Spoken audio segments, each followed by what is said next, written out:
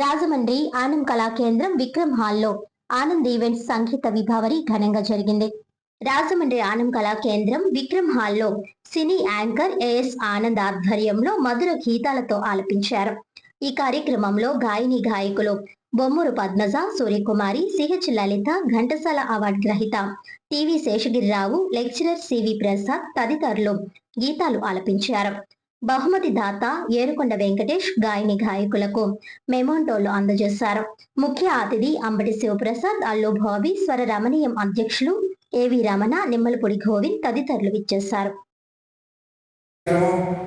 Anand events Rajahmundry చక్కని కార్యక్రమానికి ఎక్కడెక్కడి నుంచి వచ్చిన గాయకులు, మాకు సహకరించిన దాతలు, దాతలు కానీ మా పాడిన సింగర్స్ కానీ వీళ్ళందరూ కూడా ఆనంద్ ఈవెంట్ నాకు పేరు తెచ్చిలా చేసినందుకు మీ అందరికీ కూడా పేరు పేరున ధన్యవాదాలు చేసుకుంటూ మేము మా సింగర్స్ అందరికీ కూడా పేరు పేరున, ఎందుకంటే కాకినాడ నుంచి వచ్చిన వాళ్ళు కానీ అమలాపురం నుంచి వచ్చిన ఎక్కడెక్కడి నుంచి వచ్చిన సింగర్లందరికీ మనం గౌరవించుకోవడం మెయిన్.